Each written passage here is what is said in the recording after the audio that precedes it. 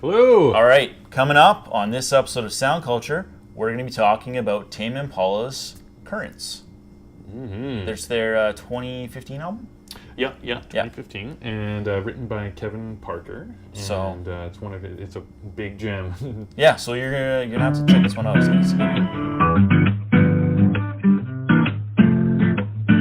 All right, we're back for another episode of Sound Culture. I'm Tim. I'm Brendon. And today we're talking about Tame Impala, Currents. Yes, this is a one-man band. Mm-hmm. Kevin Parker. Yeah. He pretty much wrote, recorded, performed, produced, mixed, did everything on his own with pretty much no collaborators. Mm-hmm. And for me, personally, it's my favorite album of his. 100% agree. It sticks out the most, for sure. It's amazing. Yeah.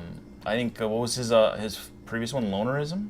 Yeah, I believe that's right. Yeah. So this genre kind of stretches the limits a little bit. Some people call it psychedelic pop, synth pop, even like modern disco. Yeah. And it's got a feel where it's a little bit dance oriented. And the opening track, Let It Happen, honestly feels like you're walking into a house party. It's like, come on in, the fun is just getting started. Yeah, yeah, because he typically does psychedelic rock, but this one is much more of a pop album. Yeah, definitely. It's still got a vintage feel to it, but it's very, very uplifting. Yeah. One of the things that I found really interesting about listening to this album and then doing some research on it, so Kevin actually said that he was going through a transitional period of his life, a breakup or something to that effect. So this whole album is about transitions. Yeah, definitely. You can see it in the lyrics. There's a song called "Yes, I'm Changing." Yeah, and on top of that, one of the things that was sort of an anecdotal comment made about it was that he was listening to music and doing things that were typically taboo things for him. Like he'd do like a ton of drum machine stuff, or he'd listen to 90s R&B. He'd listen to stuff he hated too. He said, listen to everything, just do something different. Yeah, so the whole album is very conceptually different than his previous two efforts. And again, having listened to all three albums, I think we both agreed that it's tonally very different. Yeah, and I feel like his musicianship really stands out. The song "The Moment," I absolutely love the drum beat, and I've actually taught it to quite a lot of students, and it's just super catchy and super great.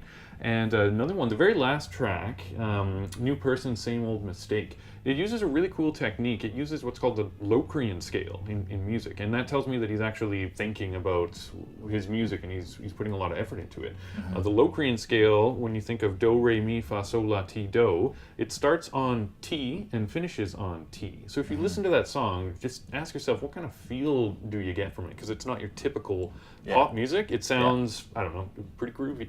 Yeah, it's got a little bit of funk in there. It's I mean, again, overall, he's like pulling from like disco and R&B and he's pulling all these like influences. Again, most of his stuff is very 60s and 70s, but what he was pulling from in previous albums from the 60s and 70s is not what he's pulling from this time around. Yeah, absolutely. And so what would you call it? You know, like he got nominated for a Grammy for Best Alternative Album, and I don't think he won it, but still.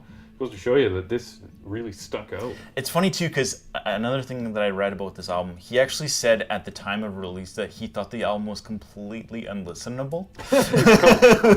Unlistenable. That's harsh. But I think it was such a personal effort, because again, he mixed it for the first time too. Like Tame Impala in previous albums, it was not a Kevin Parker show. It was produced by other people. So I think like all musicians can take a lesson from this, and hey, you know, maybe try making an album entirely on your own and doing all the mixing and going through the whole procedure. You never know what you're gonna get when you do it all on your own. Another fun fact about this album: the album art is actually a vortex shedding, so you can see again through the transformation theme, right? Yeah.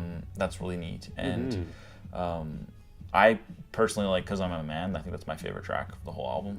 I don't know what it is about it. It could just be the tone of it. It could be lyrically, but overall it's just really fun. Yeah, I really like Eventually and The Moment too. That's probably my favorite. Yeah. They're all really good though. Yeah. A couple other interesting things I think we should mention.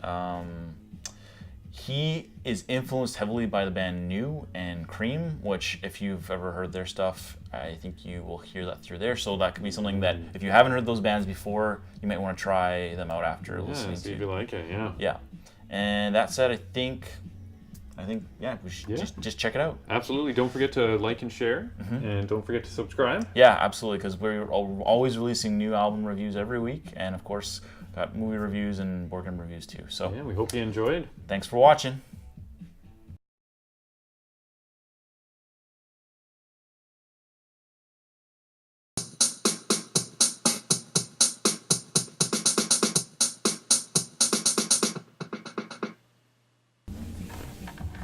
Have you heard of Bonobo before? Yes. Yeah, I saw them in concert. They were pretty good too. It was the first time I've ever seen an electric drum kit actually used in a concert. Nobody does that. It was pretty cool. A lot of lighting and fog and stuff like that, but it was I enjoyed that. That's cool. Yeah.